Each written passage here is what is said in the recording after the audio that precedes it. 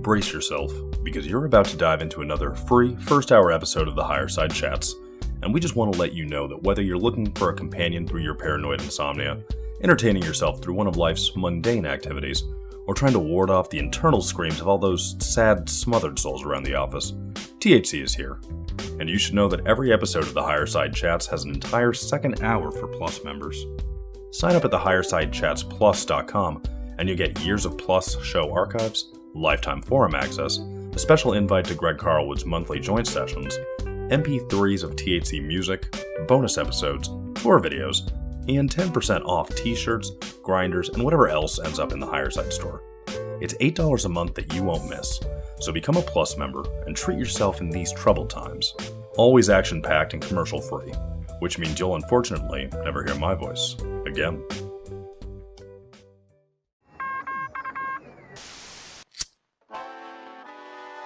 In the 1930s, President Franklin Delano Roosevelt addressed the nation through a series of radio broadcasts known as the Fireside Chats.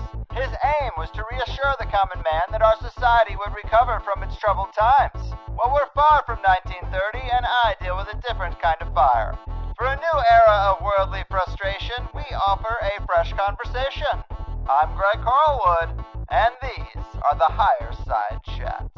All right, people, here we go. Raise a glass as we dedicate another day to diving deep into the nuances of a corrupt and backward system. Because it seems that in many sectors of modern life, decisions are not being made for the people or even by the people, but rather under the watchful eye and steady hand of the corporate behemoths that dominate their respective industries and craft policy, public perception, and even the science we would use to properly assess how bad the damage really is.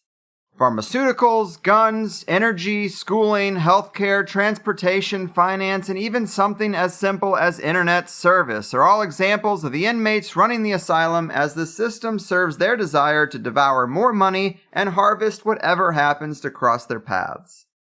Well, another sector we see this madness spinning out of control in is the food industry, where organizations and associations representing everything from sugar and sodas to meat and milk and even pomegranates and grapes are getting way too involved in biased science that allows them to run with deceptive headlines and marketing campaigns that obscure how bad the bad stuff really is, but also inflate how good even the good stuff is supposed to be. It's a backward system that has eroded the public confidence nearly to the point of no return. But lucky for us, we have people fighting back like today's powerhouse guest, the great Marion Nestle. Marion has had an impressive career that is hard to do justice entirely, but she is Paulette Goddard Professor of Nutrition, Food Studies, and Public Health Emerita at New York University, which she chaired from 1988 to 2003, and from which she officially retired in September 2017. She is also a visiting professor of nutritional sciences at Cornell. She earned a Ph.D. in molecular biology and an M.P.H. in public health nutrition from University of California, Berkeley, and has been awarded honorary degrees from Transylvania University in Kentucky and from the City University of New York's Macaulay Honors College. She's amassed too many impressive awards and accolades to even name, and she's also the author of a Pandora's box of powerful food industry books, like Food Politics, How the Food Industry Influences Nutrition and Health, What to Eat, Soda Politics, Taking on Big Soda and Winning, and her latest, Unsavory Truth, How Food Companies Skew the Science of What We Eat. She's even written two called Pet Food Politics, The Chihuahua in the Coal Mine, and Feed Your Pet Right, The Authoritative Guide to Feeding Your Dog and Cat, which tackle many of these same problems plaguing the pet food industry. She's a food warrior, forced to be reckoned with, and the proof in the pudding that a passionate person can make a powerful impact. I know I'm psyched to get into it. The corporate conflict of interest caller-outer, the fearless fairy godmother of fair food science, and a true master of her domain. Marion, welcome to the Higher Side. Oh, thank you for the introduction. I'm glad to be here. Yes, thanks so much for taking the time. You talk about these topics with such a mastery that I'm really lucky to have you here. I read Food Politics some years ago, and of course Unsavory Truth just recently, but even before that first book, you've been pretty dedicated to pushing back in the food space for a long time, haven't you? Probably longer than I've been alive. Oh, I hope not that long. Well, I'm only 34. Well, I've been teaching nutrition for longer than that, but these issues didn't really come up until the early 1990s. Was when I first started getting interested in this. And really, I thought I was just describing the obvious. I didn't really think I was starting anything new or breaking new ground. My book, Food Politics, came out in 2002, and I wrote it because I was going to a lot of meetings about childhood obesity, and everybody was talking about what are we going to do to get mothers to feed their babies better. And I thought, mothers, why is everything always blamed on mothers? Why isn't anybody talking about the way that the food industry is marketing to mothers? Why isn't anybody talking about the food industry at all? It's as if it's invisible. And so I described what I saw, and that was food politics.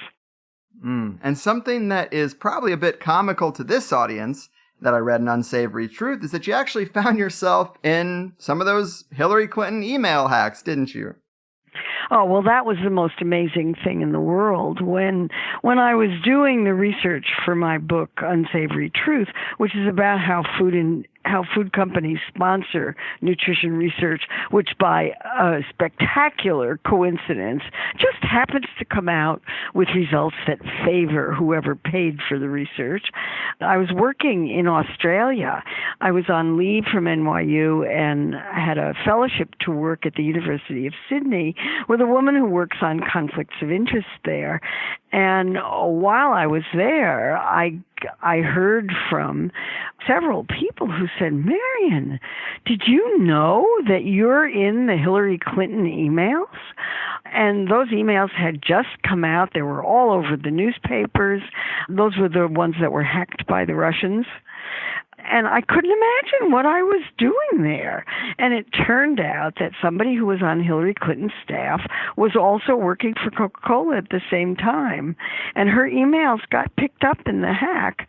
And I was in them because Coca-Cola had sent one of its people in Australia to go to a talk I gave at the University of Sydney. And at the end of my talk, and I had been told that there was somebody from Coca-Cola there. Do you mind if there's somebody from Coca-Cola? No, I didn't mind. I assumed that there was somebody from Coca-Cola at every talk I gave because I had just published a book called Soda Politics about the soda industry. And so I gave my talk, didn't think anything of it, and then these emails turned up, and whoever the person was who was at my talk had taken detailed notes on what I had said, very good ones actually, and then passed them up the chain of command with instructions that my activities in Australia ought to be monitored, and also those of the activities of Lisa Bureau, who I was working with. I was kind of amazed. Yeah, I'm sure those Coca-Cola representatives are out there now as well. But these people that they pay, they're very well paid. I believe this person is making $7,000 a month paid by Coke, and that's just one of their many jobs. But these companies got a lot of money to throw around. Well, the woman who was working with Hillary Clinton was on a $7,000 a month retainer from Coca-Cola, and I was impressed. Academics don't make that kind of money. Right, sadly they don't. And in Unsavory Truth, you write about the position that you're in and the career that you've had, and you refer to it as privileged in terms of why you can speak so boldly about these things. Can you tell people a little bit about your career or how it unfolded in this way in which you aren't really held back like many others that are looking at food science and nutrition? Well, I'm extraordinarily fortunate in having an academic position with tenure. And not only that, but I'm at a university that pays a full salary. So I don't have to earn my own salary the way that lots of academics do. Many academic researchers have to raise their own money to pay for their research, but I'm at NYU. It's a teaching institution.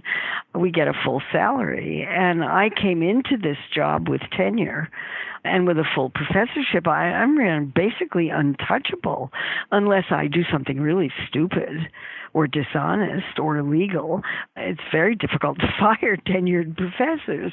So from the free speech standpoint, I get to talk about anything I want, and nobody at NYU ever, not once in the 30 years I've been here, has ever said, Marion, we wish you weren't saying that you weren't doing these kinds of investigations about the food industry because they're not giving us the kind of money that we want from them, and you're making it really difficult for us. Nobody ever said anything like that. In fact, they like the kinds of things I do, that I'm rewarded for talking to reporters, for writing the books that I do, for doing the kind of research that I do, and for being a public figure in that I talk to reporters all the time and give lots of lectures. I think that the privilege comes from having a job that I love, doing exactly the kind of work that I love, and being rewarded for it. That's really rare in our society now. And we are really lucky to have you. And we're thankful that you use your position to be one of the good ones. And even with that said, it's not without some headaches. I do believe your publisher for the latest book is actually dealing with a lawsuit already. Is that the case? Yes, I was threatened with a lawsuit, but it didn't go anywhere. It seems like this stuff never ends. I mean, you're going up against the big guys. You got to expect some pushback. And so let's tell the people about this kind of casual year-long project you undertook of collecting food studies on your website and comparing the results to the interest of the sponsors. What did you find there? Well, first of all, I have to explain where that project came from. When I was doing the research for my book, Soda Politics, Taking on Big Soda and Winning was its subtitle. It came out in 2015. And when I was doing the research for that book, I kept coming across studies that were funded by Coca-Cola that came out with results that were very much what Coca-Cola was paying for. Coca-Cola was interested in demonstrating that any research that linked sugary beverages to poor health was so poorly done that you didn't need to pay any attention to it, that physical activity is more important than what you eat in gaining weight, and that sugars have no effect on obesity or type 2 diabetes. So they were funding lots and lots of research that was coming out with those kinds of results. But while I was kind of looking around for that research, I began noticing that other food companies were doing the same kinds of things. And I came across, and it got so I could recognize a food industry-sponsored study by the title. If the title talked about a specific food or food product in a particularly positive way that didn't make any sense at all, and your first question would be, why would anybody do a study like that, and how could that result possibly be right? I could predict right off the bat who had paid for the study. So I started collecting them. I got so annoyed by it that I just started collecting them, and every time I had 5 such studies, I would post them I'd post summaries on my website. And I did that for a whole year, from March 2015 to March 2016.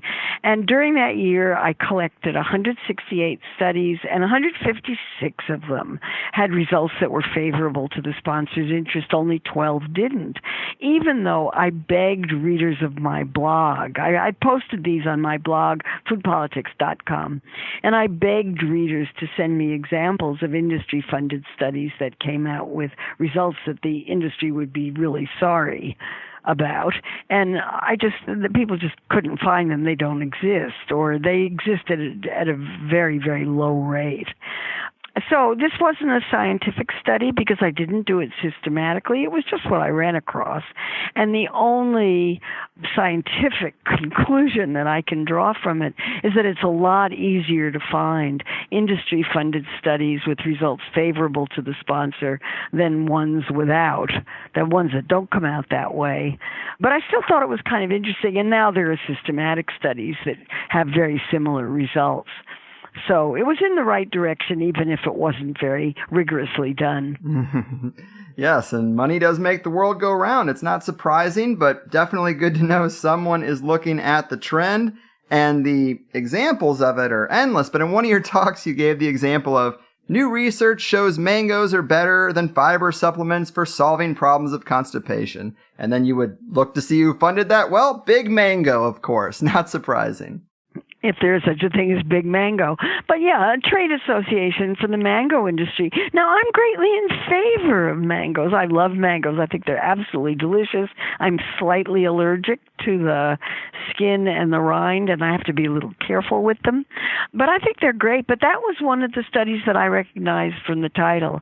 I thought, who on earth would want to do a study comparing mangoes to fiber supplements? Why would you even do a study like that? Everybody knows that mangoes are healthy and delicious. Why would you have to do a study like that? And so I was pretty sure that the trade association had sponsored it, and bingo, I was right on that one. Why are they doing this? Because now they can advertise mangoes as not only delicious, but also having this great effect on constipation, if that's your problem. And I definitely would expect these kind of shady actions from Coca-Cola, Kraft, Nestle, or Kellogg's. But what I did find more surprising in your book is that these problems persist even with the healthy foods, kind of like you're talking about. Oh, yeah. I mean, every single healthy food that you can think of has a trade association as part that it belongs, that the companies that produce these things belong to. And they're all looking for market share. So if you can, I think the pomegranate people set the standard for this. They put $35 million into research to demonstrate that pomegranates have antioxidants, and that antioxidants are sometimes associated with good health. I could have told them that. All fruits have antioxidants, but they have a lot of pomegranates to sell. They want more people eating pomegranates and drinking pomegranate juice. This is the Palm Wonderful company. And so they sunk a fortune into being able to advertise it as something that would cure everything that ails you. Their claims were so egregious and so beyond any kind of scientific substantiation that the FDA actually got after them and told them they couldn't make the kinds of claims that they were making. One of them was to cheat death. Drink pomegranate juice and cheat death. I mean, if you give this even a moment's thought, you know this can't possibly be right. And yet it works from a marketing standpoint. Their advertisements increase the sales of pom juice. Yes, it's somewhat predictable pattern, and very new craze is the CBD stuff. And I'm sure that's something you've been looking at. I saw you post on the blog about it. How are you assessing the claims coming out here with the expertise you have? You got to be a little skeptical, right? Well, I'm only interested in the edibles. My blog is about food politics, and so I'm very interested in the politics of CBD edibles because they're marketed to have all these amazing health effects, and I can't believe that this one substance is going to do all of that. But a lot of people do believe it, and we have a big problem with pain in this country. Lots of people have aches and pains, and if something that's relatively benign will solve that problem, that would be terrific. Whether it's a placebo effect or something's really happening, I don't know. I'm waiting for the research. And one of the really interesting things about the whole cannabidiol business is how little research there's been on it. Right. That Schedule 1 classification has held us back a lot. Yeah, it's held us back a lot, and we're going to pay for that. And in terms of those CBD edibles, I mean, even if the stuff is really good for you, they're often putting it in foods like brownies and candy, and I gotta assume that's kind of a catch-22. Well, yeah, I mean, you don't want to encourage people to eat candy. On the other hand, this stuff is so expensive, people aren't going to be eating that much of it. So, I don't know how that works. What I worry about a lot is that a lot of the products look very, very much like the kind of products that are fed to kids. Kids candy and kids cookies and kids whatever. And there have been now several reports in the medical literature about children being brought to emergency rooms because they've gotten into their parents' edibles. It's better if they don't look like something that kids would want to eat. I agree. It seems like a no-brainer. And to bring it back to your book and these big food companies and their front groups, who are some of the people you see as the biggest offenders? You mentioned Coca-Cola. They front that global energy balance network, but there's many others, right?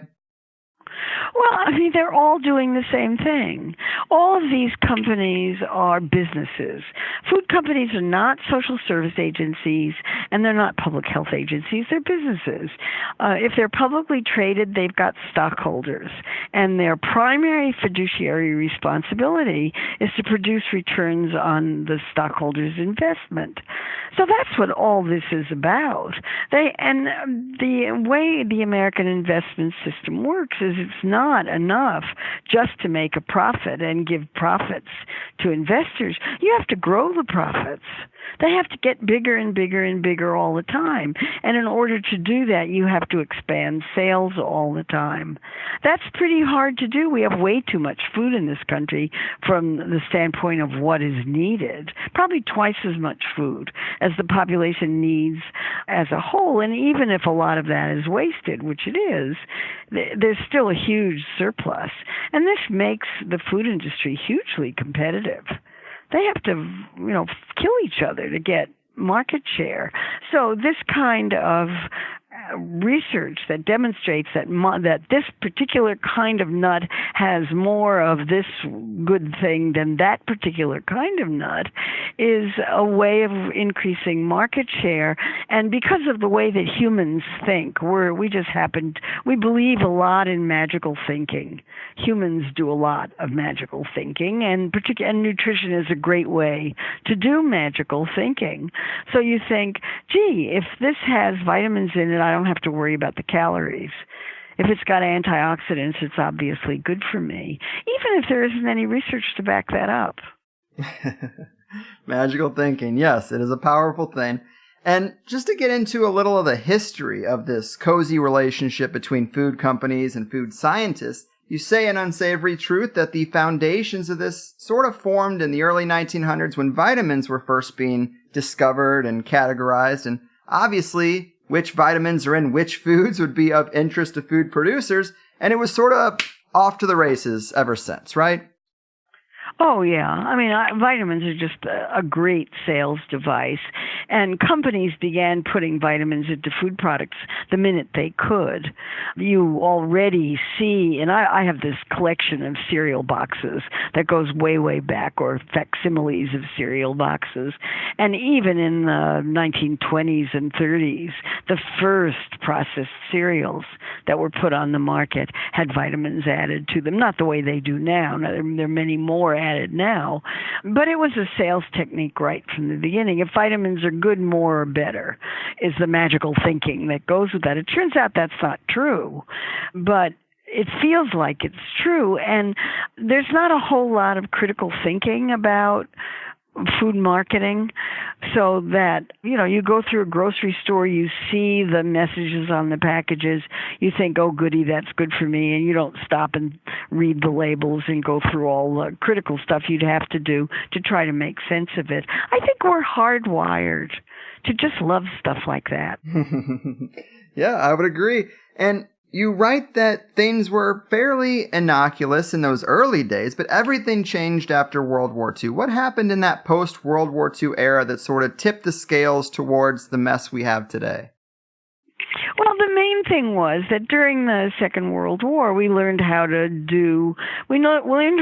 manufacture food products and distribute them. So the distribution system got built during the Second World War, and the manufacturing systems got built.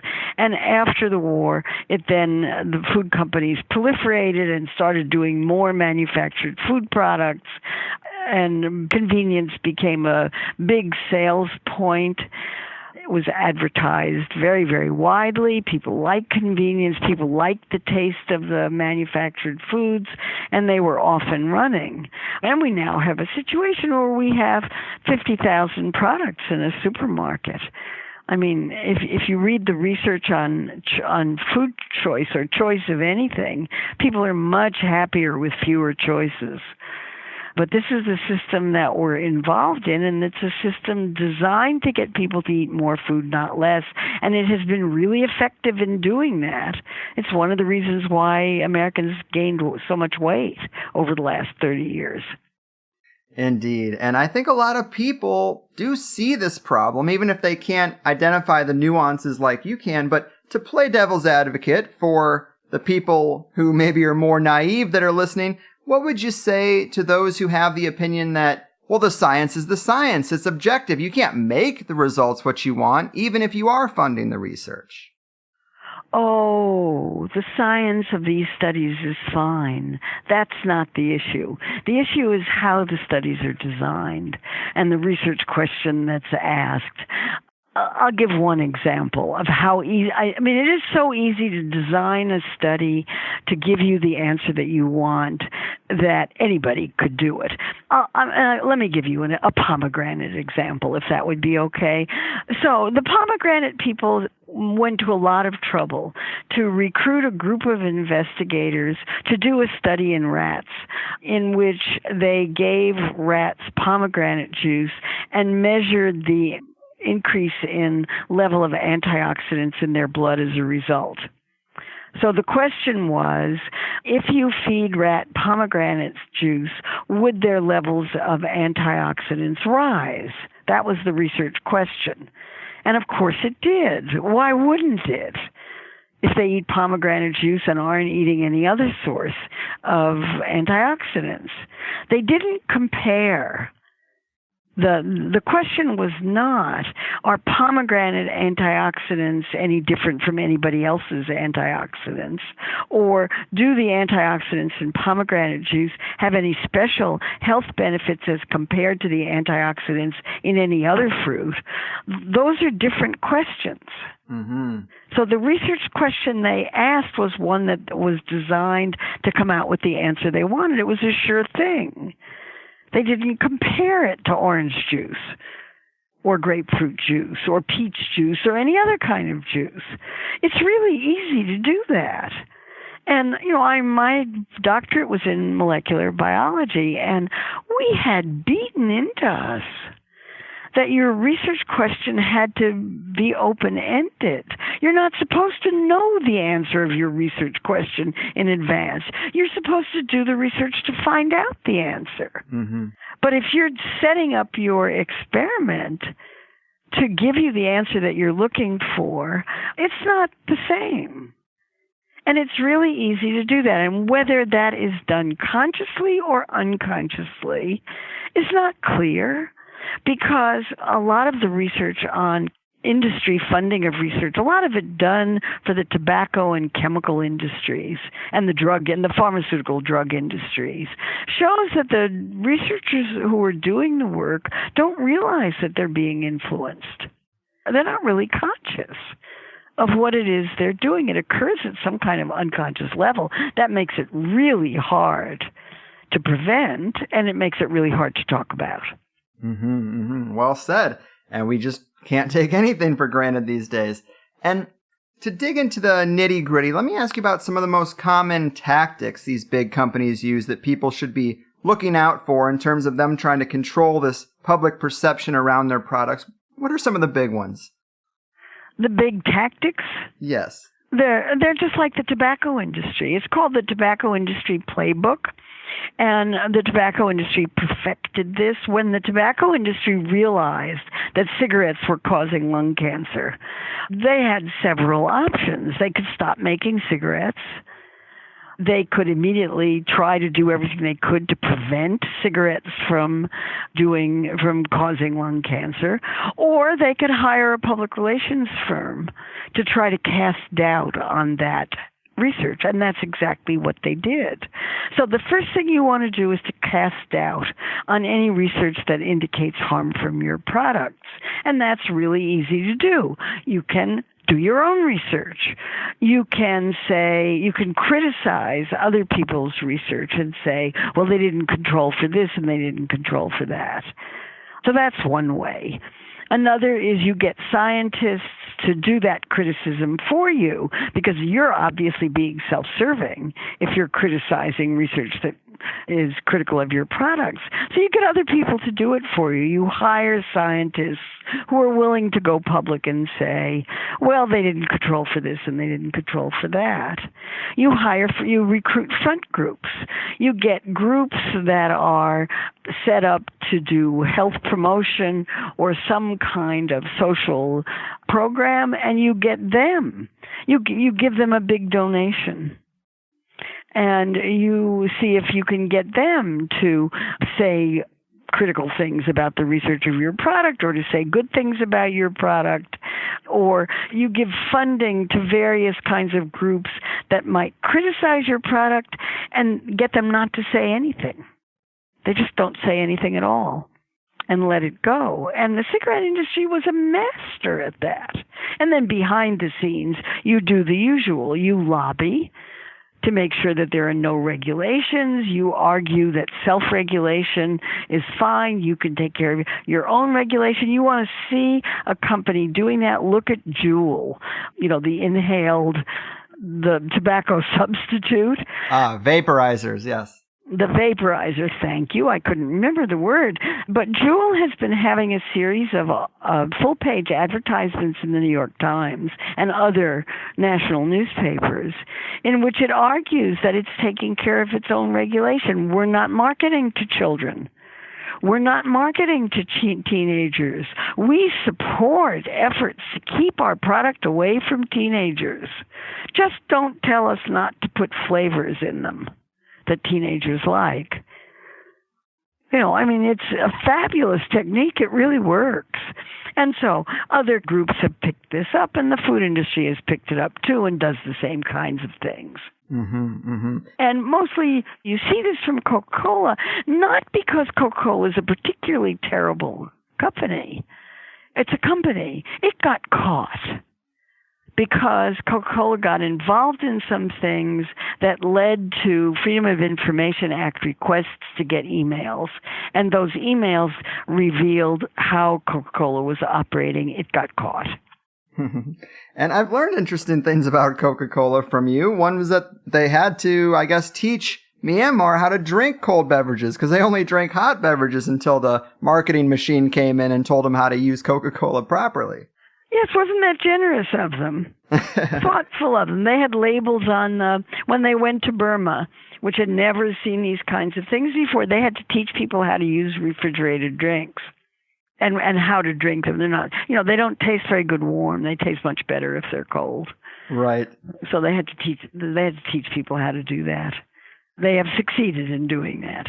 They have. They don't tend to fail too much. When you got billions of dollars, it's kind of hard to, but I also think it was a Coca-Cola-funded front group who convinced the government of China, much like their efforts here, to focus its health services on exercise and activity and sort of brush diet aside. Is that right?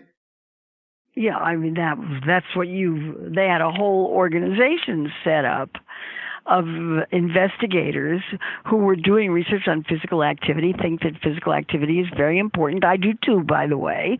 I think physical activity is extremely important. But when it comes to body weight, you can't work off the calories that you eat from food very easily. And so Coca-Cola funded the development of this organization called the Global Energy Balance Network that was devoted to producing research and public information that would indicate that you didn't have to worry about what you ate or drank. And there was a video that said that. Everybody is always telling you that you need to worry about what you eat and drink. You don't need to. All you need to do is be a little bit more active. Oh, if only that were true. Yes, and as you note, we see these tactics in a lot of industries, like tobacco.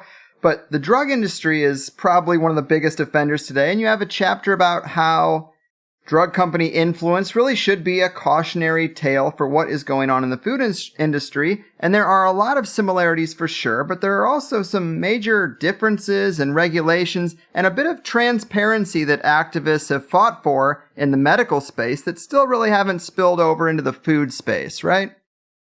Well, what impressed me so much about looking at the literature on drug industry funding of pharmaceutical research and drug industry funding of physicians, giving them trips and giving them gifts and doing all that kind of thing, was that there have been complaints and concerns about this for 50 years.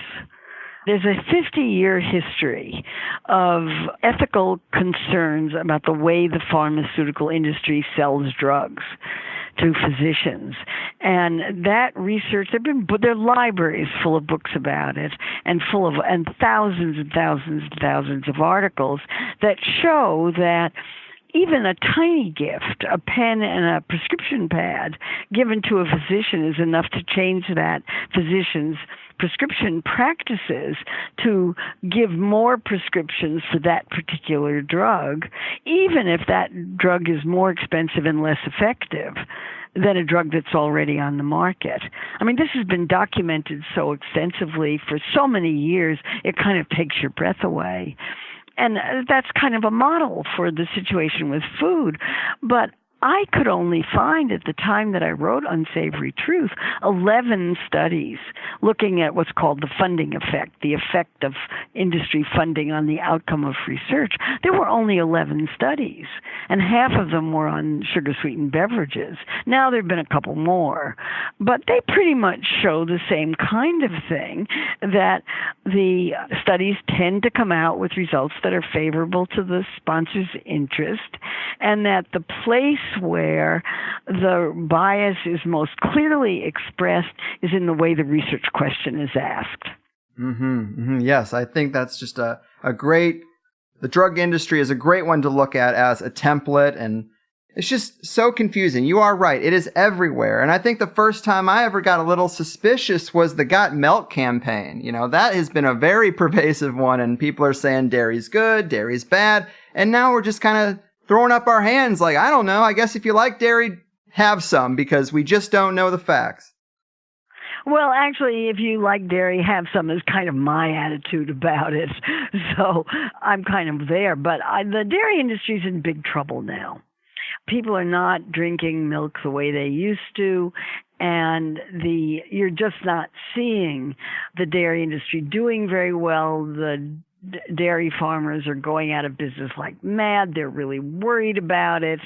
It's actually a very complicated and difficult situation, and I feel sorry for the dairy industry in that way. But I don't feel sorry about them in the way that they have marketed, because the dairy industry for a long time has had a checkoff program, and that Got Milk campaign comes from a Department of Agriculture sponsored program in which all dairy producers put a certain amount of money into a kitty, depending on how much milk they produce. And the money that goes into that is used for generic marketing of dairy foods, half of it spent nationally and half of it spent by states. And the Got Milk campaign, which is the most successful of their campaigns, came out of that. That's the one, the milk mustache one, where they got all these celebrities to drink milk and get milk on their upper lip. And celebrities were fighting over being asked to participate in that.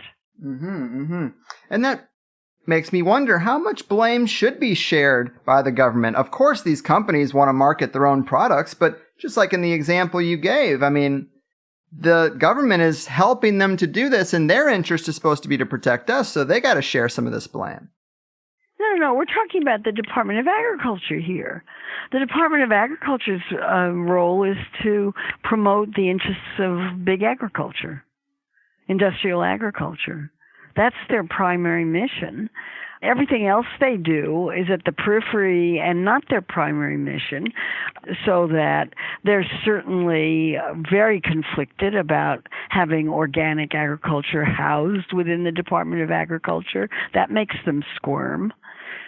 Dietary guidelines are in the Department of Agriculture. That makes them squirm. I mean, that's a very difficult situation. So they have strongly promoted these generic marketing programs because it helps big agriculture.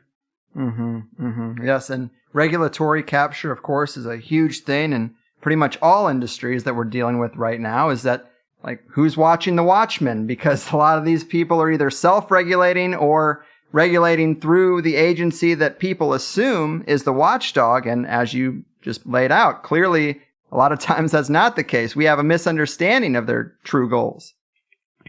Well, as I said, businesses are not social service agencies. They are businesses. Yeah. And to expect them to be anything else just doesn't make any sense. I mean, and I think when it comes to the food industry, this is a difficult concept for people to understand, because the food industry makes products that we love. Some of us feel like we're addicted to some of their products. And, we love to eat them. And the idea that these products aren't good for us is a very difficult one conceptually. And the idea that these companies are not doing this for our well-being and health is also difficult conceptually, as is the idea that the government isn't watching our backs on this. Mm-hmm. Well said. And I wanted to cut over to the pet food industry for a bit, because many of us love our pets. You've written 2 books on it, and this seems to be even more unique than talking about human food. And it's easy to imagine that as bad as things are for human food, we can only imagine the steep drop-off in integrity when it comes to animals. What did you find when you dug into the pet food industry? Oh, well, first of all, I just loved writing about pet food. I have to say, it was really fun. And the reason I did it was I didn't understand anything about it. I'd go through the pet food aisles of stores, and I couldn't read the labels. They're not the same as the labels on human food products. They're animal feed labels, and I didn't know how to read them.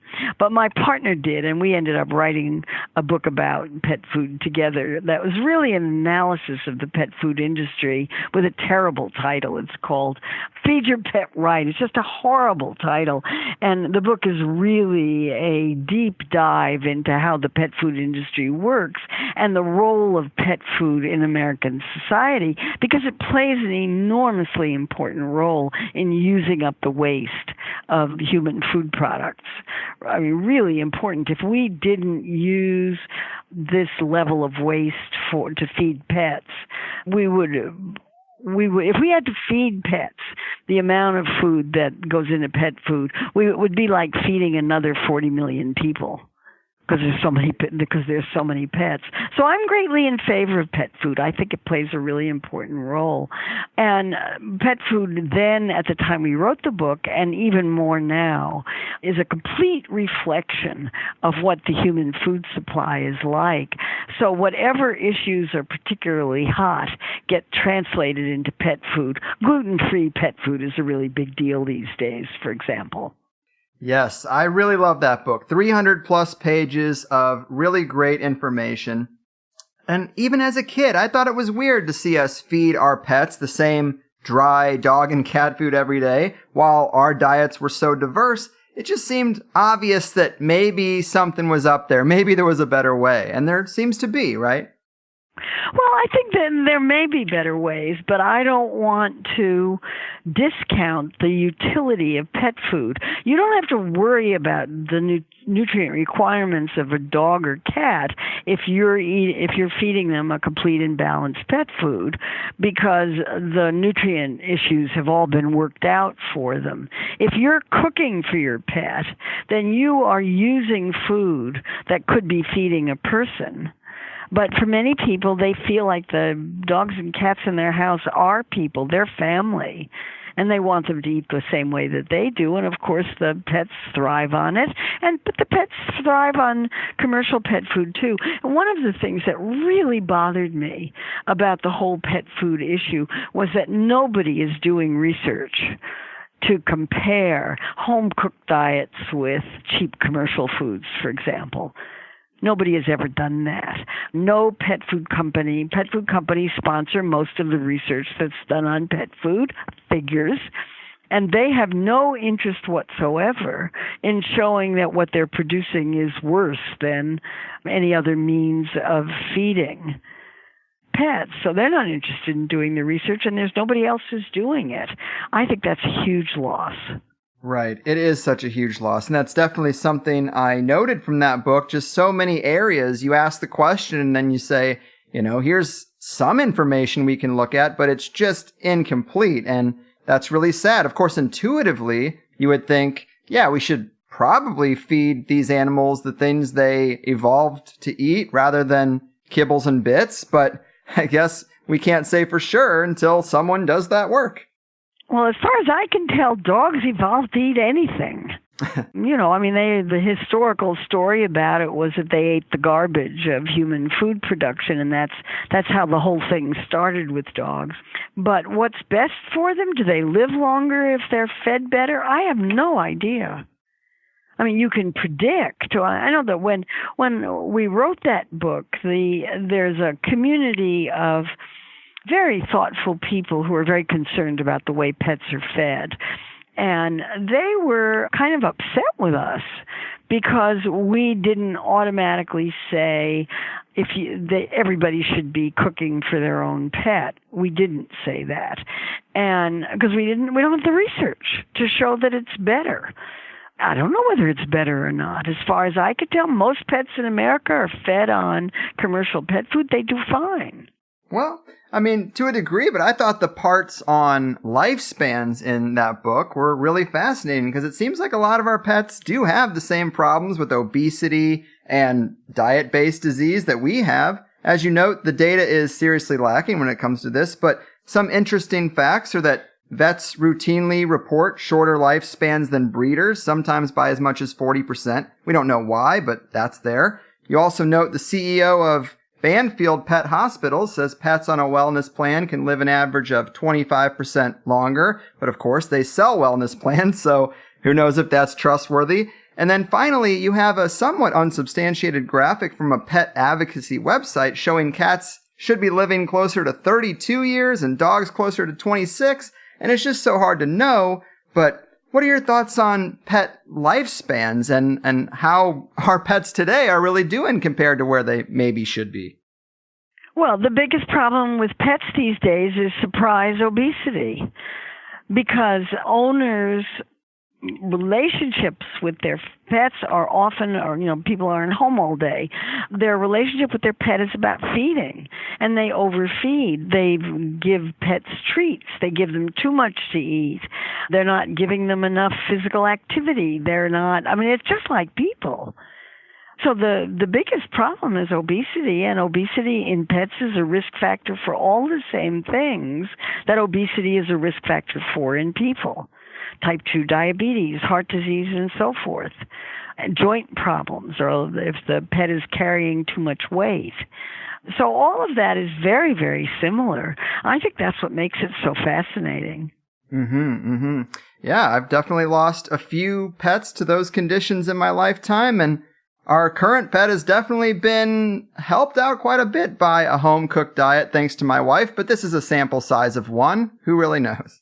Well, that's unfortunately not science. Right. But, it's great for your pet. Right. And to bring it back to people, another somewhat compartmentalized industry is baby food and baby formula. I think you wrote about this in Food Politics, but are there challenges and problems that you found that are somewhat unique to that market?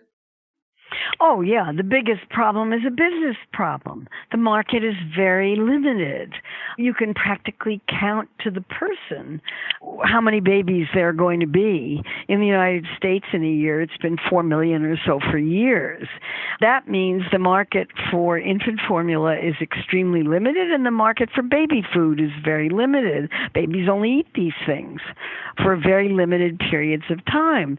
So the object of the game for infant formula manufacturers and for baby food manufacturers is to extend the amount of time that infants and babies eat these foods. And to do that, the infant formula people have made a big deal out of omega-3s so that people will be willing to pay more for the products.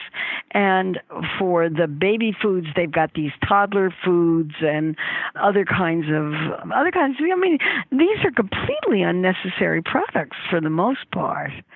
Babies are fed on breast milk. Okay, not everybody can breastfeed, but the toddler formulas and the baby foods for children who are 8 or 9 months old and a year old and 2-year-old, they should be eating adult food. If families are eating decent food at home, cut it into small pieces. Don't put so much salt on it and feed it to the baby. Babies can eat that stuff. So that's an interesting business problem, I think, more than anything else. Infant formula is probably the most regulated product in the world. And all infant formulas are alike because they have to be. They're just like pet food. Just like all complete and balanced pet foods have to have the same or have to have a certain minimal nutritional level, infant formulas are the same thing. Mm-hmm.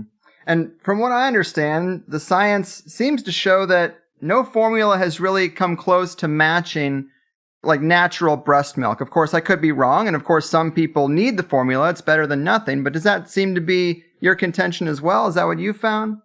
Oh, yeah. There's still evidence that breast milk is better than infant formula. How much better we can argue about. And certainly lots and lots and lots of people have been raised successfully on infant formula. One wishes that the companies didn't push it so hard and weren't competing and weren't pushing it on people who didn't need it. And one wishes that there were greater support for women who want to breastfeed. It's really tough in this society. Those are social issues. Mm-hmm, mm-hmm.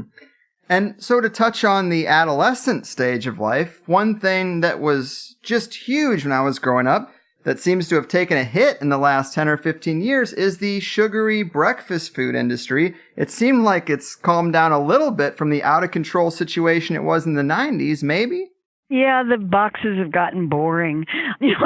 I mentioned that I collect cereal boxes, and there was a period when every week there would be some other ridiculous health claim on them. I particularly liked the ones about solving the problem of children getting colds or flu or something like that. That's all stopped. But the breakfast cereal industry is in trouble too. It's another industry that's where people just aren't buying it the way they used to. And remember, it's not enough to keep selling the same amount of product year after year. You always have to increase your sales. And if you're not increasing your sales, you're in trouble. So the cereal industry is in trouble too. And they have tried, they're under a lot of pressure to make their products healthier. And so they're tweaking the amount of sugar and they're tweaking this and that. Most cereals aimed at kids are still quite low in fiber and too high in sugar and full of candy. I mean, that's not what I think is the best thing for kids to be eating for breakfast. You're feeding them kind of cookies anyway. The marshmallows, chocolate, whatever they're putting them into these days. But I see them as greatly toned down. They're not nearly as much fun for me as they used to be.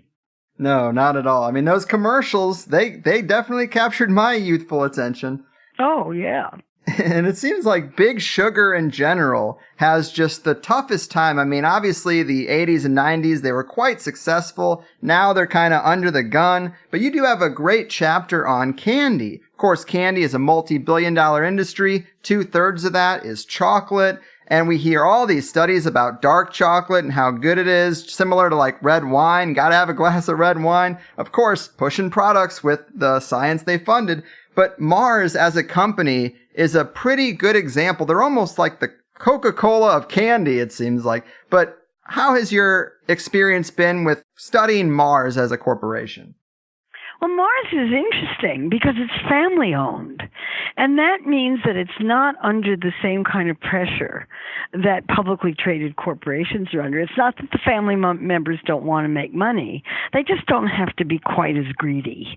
And they don't have to push growth quite as much. But Mars, for a very long time, got the idea that if it could market chocolate as a health food, it would sell a lot more chocolate. And it did that, and it did sell a lot more chocolate. And it marketed, invested a fortune in funding research to demonstrate that chocolate has antioxidants. Antioxidants, again, regardless of whether antioxidants are shown to have any particular benefits for health, the word is out that antioxidants are good for you.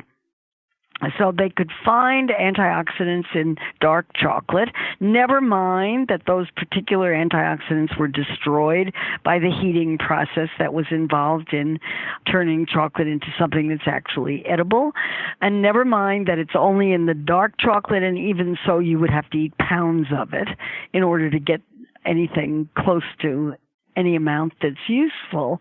They were able to market chocolate as a health food, and the word got out. Everybody I know thinks that dark chocolate is a health food. Well, they've cut back on that because they're no longer pushing the chocolate. Now they're doing supplements of the particular antioxidants, the flavonols, that they think are useful. They're doing studies with the flavonols, and they're trying to back off from some of the more egregious claims. But their job is to sell chocolate. And if they can convince the public that chocolate is healthy, they'll sell more M&Ms, even if M&Ms aren't the ones that have the components in them that are supposed to be good for you.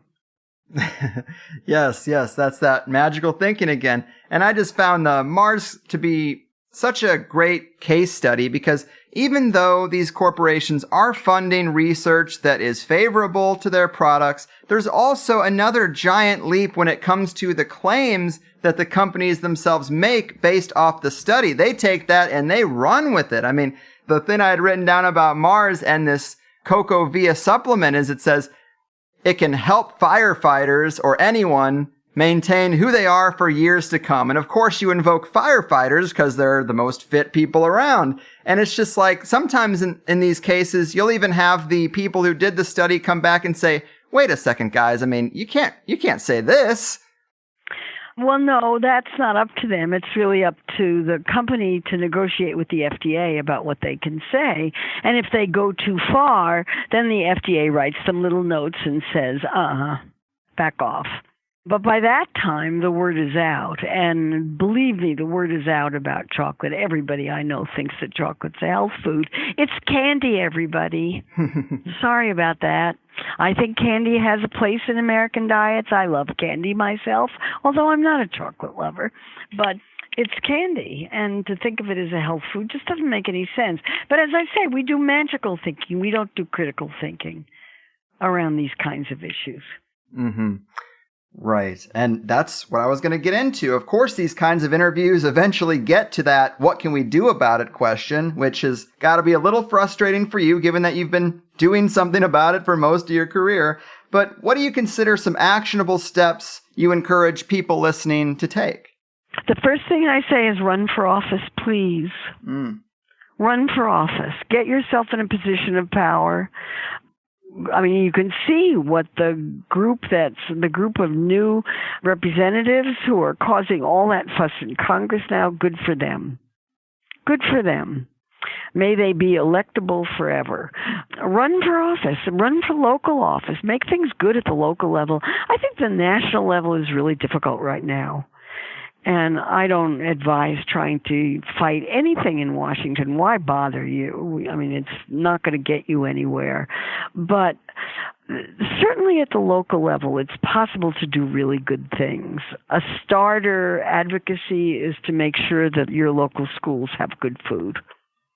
Schools are very person-dependent. It depends on who's in them. It depends on the school board, the kinds of decisions that are being made.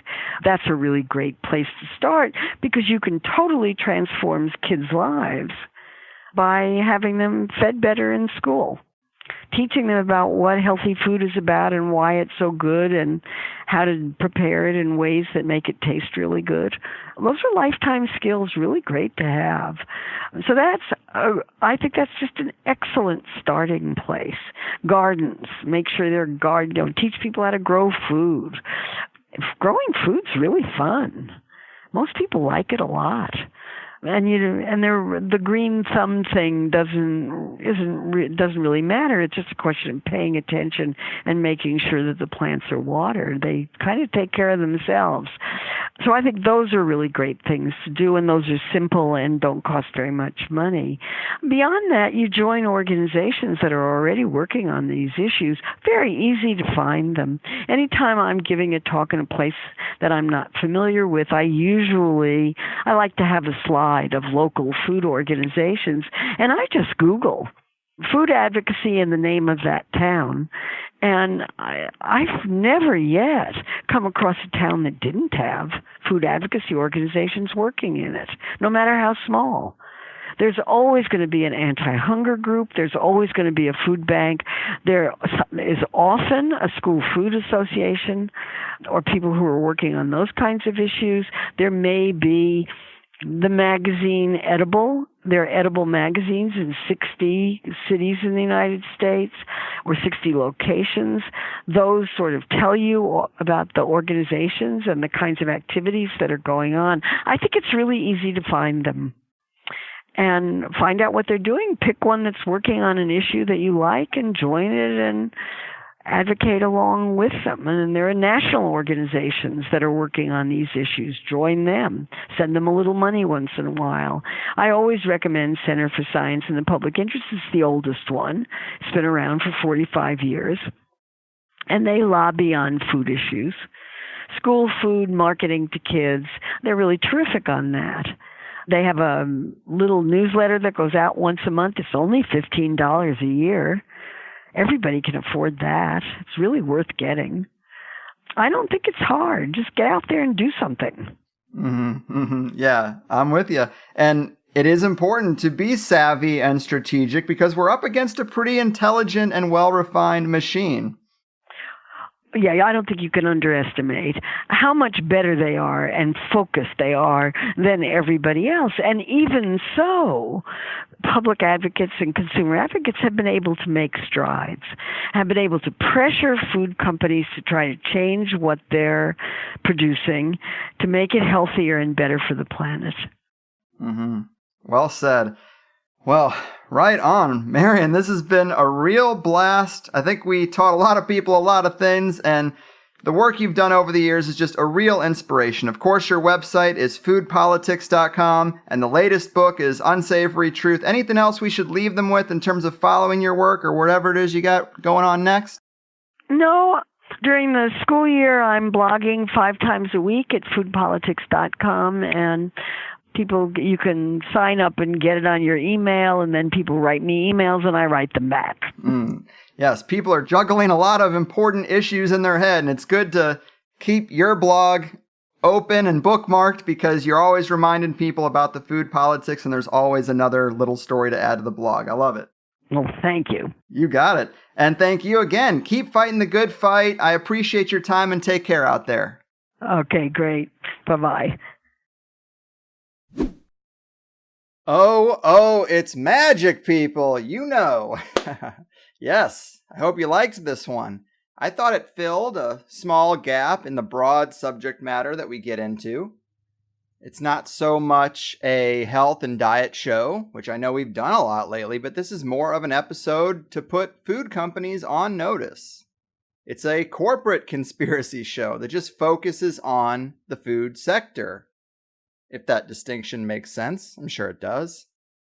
I honestly think Coca-Cola and probably Nestle too could use full episodes of their own, where we could really go through all their shady tactics and international operations and probably find plenty to keep us busy over 2 hours. But this really has been the space that Marion has been highlighting her whole career. And I really have to thank Marion because she does not do lengthy interviews like this very often, or really ever, she said. And I tried to assure her that I had enough content prepared to get us to the finish line, and that we have a large and passionate audience that would really appreciate it if she was willing to accommodate the demanding 2-hour time span. I mean, I damn near begged. And I'm always willing to swallow my pride for the higher side. A decade in retail can really make you quite good at accommodations and not being afraid to grovel a little bit. But I call this a food corporation conspiracy episode, and I think conspiracy applies. Corporations trying to game the system and lie to the public as much as they need to maximize sales. But there's almost no distinction between what I consider conspiracy and what others might just call smart business. That's fine. And I really do like that about Marion's attitude. Corporations are going to corporate. Nobody should be surprised by this stuff, and some of it is even impressive just from a strategical standpoint. I mean, the boldness of it all. But that doesn't make it right or fair, and we know that life isn't always right or fair, so we need people like Marion to remind us that we can't just accept the things we hear or read. And it is about personal responsibility, but THC tries to give you the tools to navigate an unfair system a little bit better. We can't change the world, but maybe we can change your world. It's crazy, because food companies already know that we don't trust them, so they go out of their way to hide behind front groups or consumer advocacy organizations, and they definitely play dirty. So we gotta pay attention. I also really enjoyed the detailed breakdown of the tobacco industry playbook. I mean, that's what it is, tactic by tactic. That was a section I enjoyed for sure. It's good to have it all laid out like that. But what really set this episode in motion was a listener who sent me a link to a new documentary about the pet food industry and how low the food quality standards are there. And I think he even called into one of the joint sessions, and I mentioned how the documentary makers did not respond to my request, but then I looked for more material on a subject. You know, we want what we can't have. And I found Marion's books. And I made sure that we got the pet food section into the first hour because I do think it's a creative area to look into with some really valid concerns. But it did seem like Marion was a little more forgiving of the pet food industry than I might be. She makes a couple of good points about the practicality of it all, that without the pet food industry, we'd be using a lot more resources and we might not have the infrastructure to get all these animals fed, I guess. I could see how there could be some truth to that. But if the quality is so bad that we're hurting or even killing our pets, doesn't sound like a very good trade-off to me. And as she said, there really just isn't enough studying being done to see how our pets are being affected by the same old dry dog food every day forever. Chances are it's not good, and that's why there aren't the studies to show that it's not good. Again, that's one of those tactics in the playbook. And I obviously don't have any data to cite, but my suspicion is that given how bad the processed food industry is for humans, pet food has got to be in pretty bad shape. Think about all the recalls we've had just in the last couple years.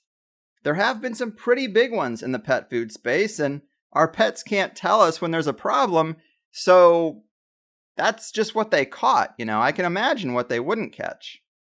But personally, our aging dog definitely started to have bad reactions to processed food, and we couldn't figure out what was wrong with her for a long time. We even had a vet convince us to go to a dog chiropractor thinking that it was a hip or joint issue. It got quite insane and, let me just say, quite Southern California. But now my wife buys these logs of raw meat and mixes in some key vegetables that are good for dogs.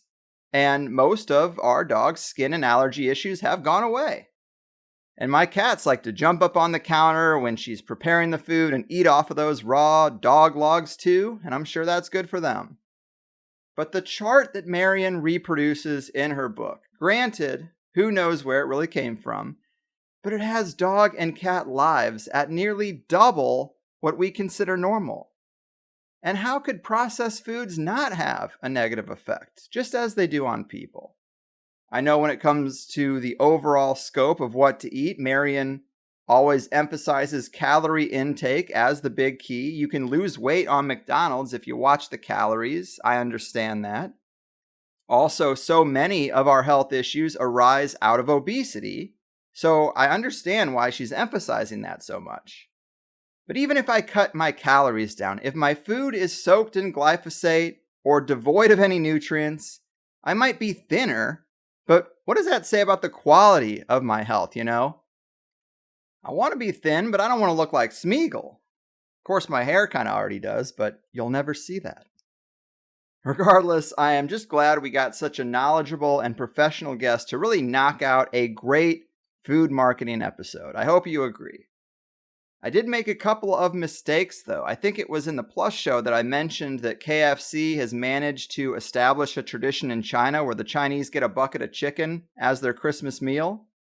Well, that is not China. That's actually Japan, but it is a real thing. I don't feel like any corporation has really captured our holidays in that way. Sure, there's a lot of plastic junk that we buy for Easter, Halloween, and Christmas. But in terms of food, the traditions are all still pretty home-cooked, That is just a weird one. It always stuck out to me how they managed to weasel their way into the Christmas meal category in Japan. But hey, that's what they do. Of course, you can never really look at an entire country as one thing, but it's definitely a tradition. I'm sure not everyone's been caught by that hook. Of course not. We also had that section about CBD and THC, and look, I'm a fan of both, no question.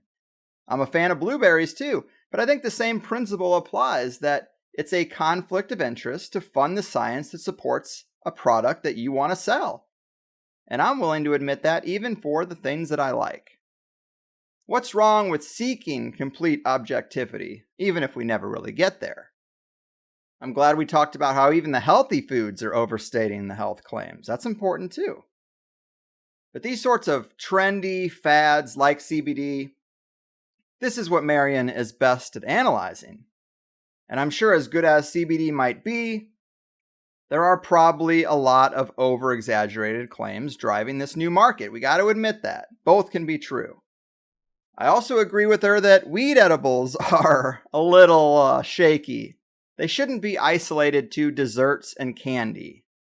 Not only because you can't claim the benefits of THC when you're putting it in a Rice Krispie treat, but it is sketchy that these are kind of kids' foods. I love whiskey, but I don't think it should be sold in a Capri Sun pack or a sippy cup with Toucan Sam on it, But overall, I'm just so glad we could do it. I really enjoy her books and her blog. Definitely check out Food Politics or Unsavory Truth. Please let her know that you liked the show. As I mentioned, I really laid it on thick that this would be worth her time.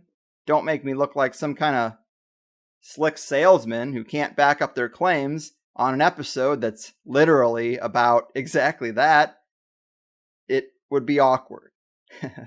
But as good as the free show is, the Plus show adds just as many layers to the cake. We got into deceptive marketing aimed at older generations, ultra-processed foods, calories and proper nutrition, egg marketing, the animal welfare aspect to the corporate food industry, the shady actions of food companies outside of the U.S., ethics when dealing with the industry and industry funding, the tragic loss of the Economic Research Service, and how the current administration is affecting things in Marion's wheelhouse.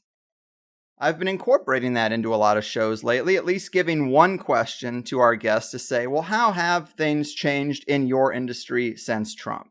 Because I am determined to beat back the QAnon perspective that this administration is somehow different. And in higher side news, I really hope that all of our Plus members are converting over to the new RSS feed URL. You just have to take the plus out of the highersidechatsplus.com. That's all you got to do. Keep the rest the same. The last 2 episodes have had this notice front and center in the show notes, so even on your apps, you should see it. Please change that over. The highersidechats.com/feed/THC-plus, or get it from the frequently asked questions help page at thehighersidechats.com. But we are getting an early start to September, and that's great. I'm so ready to just hit the ground running now that we have the site issues worked out for the most part. It's a great time to become a Plus member, I'm just saying. And if you use Patreon, you still get the Plus shows and all that, but your login is not going to work on the regular site that I run. Patreon is its own closed system, and I only offer it because some people do prefer it. And I know there was some confusion there too. So let that be known. But good show today, and some great ones planned. I'm really proud of what we got coming up, so be ready. Also, I will be in Portland next week for Gordon White and Austin Kopic's As Above event. I'm not really involved, except to hang out with some colleagues and listeners. But I will be going to all the side events and drinking gatherings, so I hope to see you if that's your thing.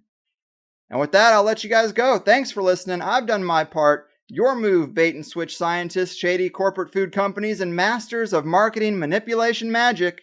Your fucking move. I won't take it, no I refuse. If it's alright, I'll keep my refuge. I've been scheming of bigger things and have to leave my old life behind. Gotta transfer to the inner earth. I built a box, built a hole, got a neat elevator. Going under, and now you'll find me in the bunker.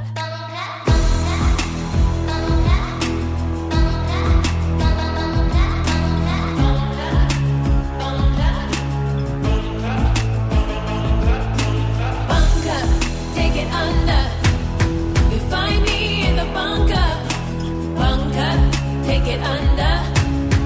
Find me in the bunker, bunker, bunker. Yeah, they're laughing, elite classics, while they're scheming on the masses. Who do you think they are? Fancy suit and a cigar. Tell you the basics, they print your money. Got the Fed in your head, currency. Now they're smiling. And your caged meat, how this happened, how you don't see. Plunder,